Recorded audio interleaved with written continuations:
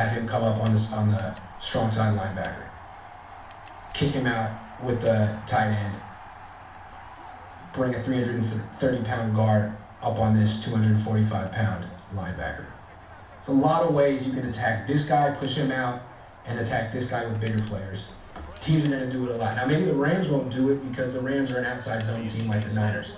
The Niners should be better equipped to stop Todd Gurley and those guys when they face LA. But when they face a team like the Seahawks, whose offensive line coach is Mike Savard, the same guy who was the Niners offensive line coach when they ran over the Lions wide nine look in 2011, he'll know exactly how to attack this scheme. So that's what the Niners can expect when they face Seattle. This is how the 49ers defended the inside zone run last season. The Niners were really good at defending runs between the tackles last season, but they had 4 guys pretty much clumped up, not to mention this outside linebacker and this strong safety on the line of scrimmage, basically 6 guys. Much easier to run around that than to run through it. So I'll show you why it's different, why they were so well suited to defend this inside zone. So again, the offense is going to double team here and try to run the inside zone back behind here where the strong side D end would be. Now, if this was a wide 9 look, this guy would be all the way over here.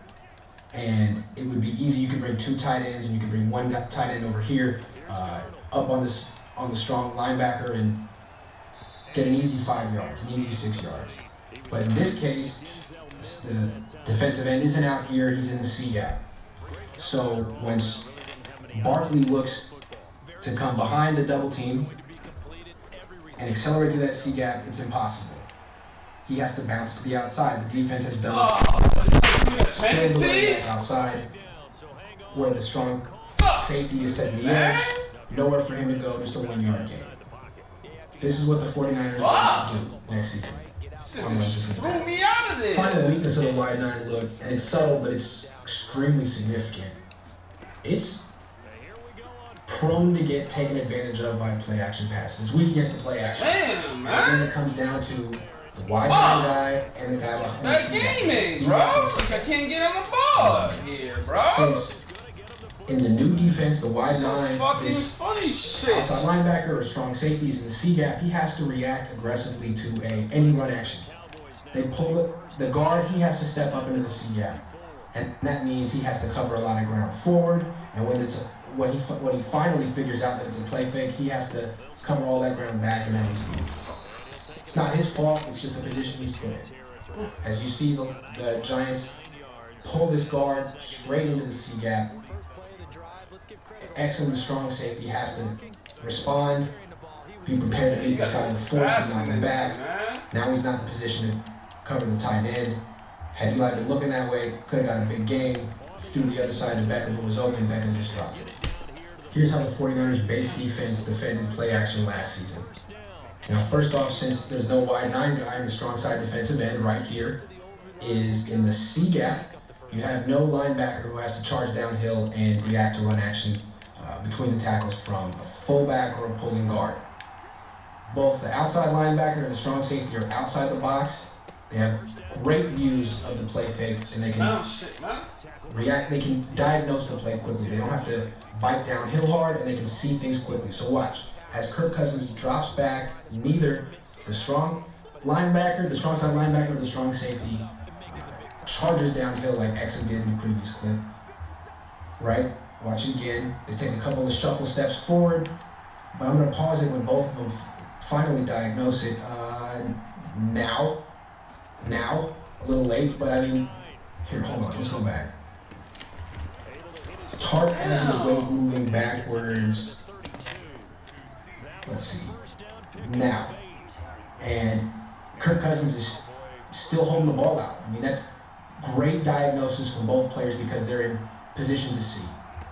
Now they don't have to drop very far. They're exactly where they need to be in cover 3 to make this a no-gainer. Cousins checks down to Dalvin Cook.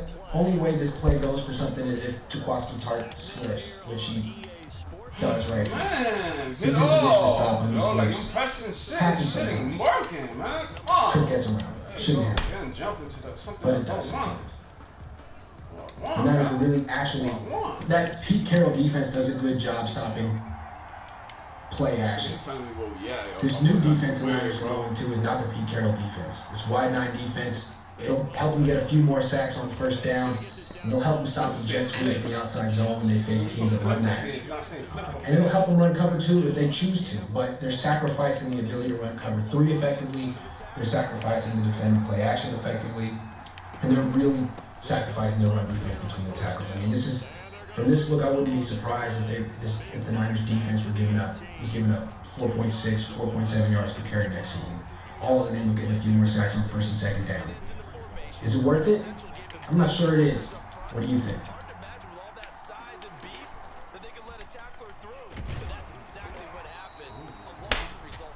And again, the run defense stout this time. He maybe gets back to the line of scrimmage, but no more. No gain on the play. And it brings up 3rd down. Possibly a turning point. Big play coming. This is 3rd and long.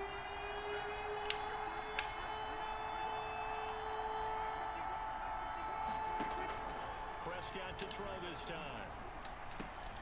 And this is going to be intercepted. Picked off by Ashton Davis. And it's taken up past the 35. Yes, folks, that is his 3rd interception. And I'm going to use one of those overused phrases in football. He's a ball-hawking safety. I love the way that you called for the shot there. That's perfect, though, because... I'm a man from the cotton field, express myself above the discussion. His heart, one of the worst parts of your life has been an inspiration. Nothing? It hurts. I have to remember those times. But at a certain stage, forgiveness takes over. And sometimes you forget about the running back. In this case, they did not and dropped him for no gain. Hey everybody, wanted to do a quick video here talk a little bit about the different fronts. I know I've seen on the forum a lot of different discussion about wide 9, base wide 9, how we run wide 9. There's a lot of talk about wide 9. So I wanted to address this a little bit. One thing to understand is we play predominantly a 4-3 under or over. I'll show the differences between those. And what that means as far as alignments and things. So here, this is from the very first week against the Vikings. We're in a traditional, our base 4-3 under. Now what that means, what's that referring to, is that this defensive tackle who's in a one technique being on the strong side of the center in this gap, he normally, the defensive tackle on in just base 4-3 is going to be in a 3 technique, which is outside shade of the guard. But in an under, you move him over to a 1 technique. Your 1 technique on the weak side, that is normally here, he moves to a 3 technique, and then your backside defensive end is either in sometimes a 5 technique or a 7 technique being out here. We generally put him in a wide 9. So that's where we refer to a wide 9 is going to be the Leo over here. And then you take your Sam backer. The D end on this side in a traditional 4-3 is going to be out here on head up, usually on the tight end head up or just outside the tight end. And instead you move him inside to more of a 5 technique. Armstead's a little bit more in like a 5-eye, excuse me.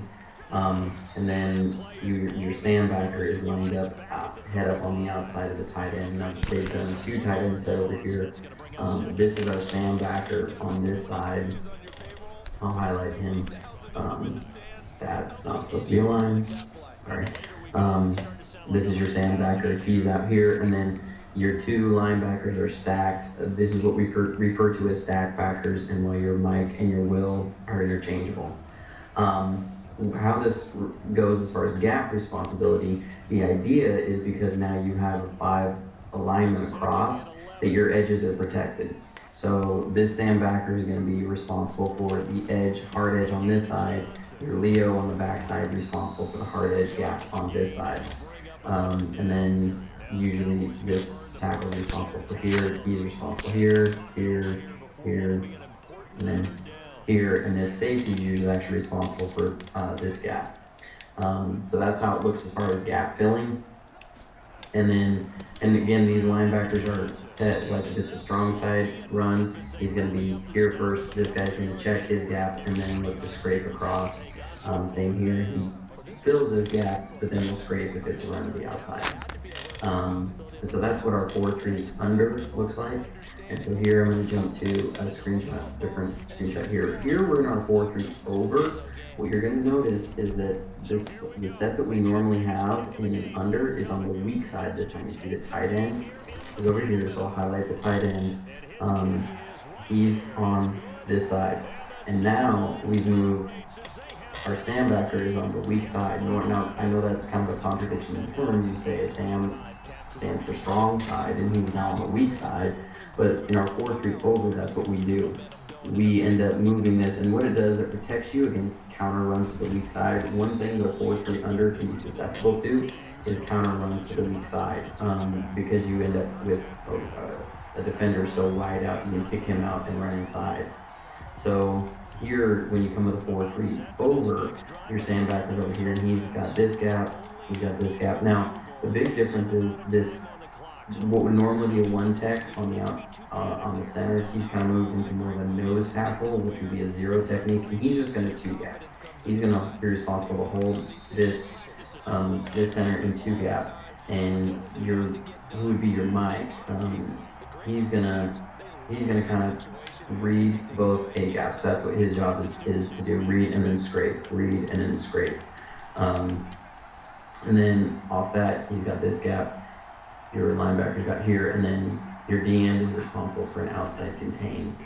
Now usually there'll be another safety that's off the screen here that he's going to come up and be responsible for really wide outside. So this is a 4-3 over. Now we actually probably played this as much or more than our 4-3 under. The difference here is that your Leo is no longer in a wide 9, but you have extra protection on your edge. Because you have him, you have a linebacker, and then you're probably going to have a safety over here. And now your weak side edge is really contained because, again, this Sam backer over here is in the wide 9 position. I mean, he's not DN with his foot or with his hand under, but he's holding the same responsibility. In a run, he's gonna look to take a couple steps up, and he's just gonna take a couple steps up here and then set an edge. That's what our 4-3 under and over in base normally looks like. The questions become, are we going to switch to more of a 4-3 wide 9? Here's a picture of Detroit back when they had Schwartz as their head coach, running this wide 9. And so here you can see that they have these two defensive. That's why I was messing up. Bet you he's high rank. That's why it was hard. And so what their job in this is going to be is that they're going to look to take some hard steps here. They have very specified launch points. They're going to come up and set an edge. And so they're going to try and keep everything within these areas. They're trying to keep it all in this box so that their linebackers, you see 54, 55, 59, can swallow everything up in here. Now, the trick is with this, when you go to this defense, is your interior guys now become space eaters. This one tech, his responsibility is going to be whichever way the run goes, try and grab two linemen and hold that down, almost like a 3-4 line tackle. And same with this 3 tech over here. This is Sue. Now they kind of try to get him a little more open, but his job is going to be to just eat up this guard and not let him get to any linebackers. Because these linebackers, a lot of them now are going to be in two gapping. They're going to have to read one way or the other, fill and go, and scrape. One thing this does to your linebackers is it does make them more susceptible to runs inside. You run this wide 9, one reason you do this is to set hard edges against outside zones. So that way, because so much of the outside zone is, can you get outside? And if you can't, because of over pursuit, cut inside. But now they're trying to say, we're not going to let you outside, and we're not going to over pursue. So we're forcing it back up in the middle, and then it's where all these big bodies are. So that means the linebackers are more likely to be taking on linemen. You can see over here, you know, the way the Giants have this, they have 1, 2, 3, 4 guys on this side of the center, and 1, 2, 3, 4 guys on that side of the line. So they have a numbers advantage, and they're going to be able to get a hat on a hat. That means, like, your backside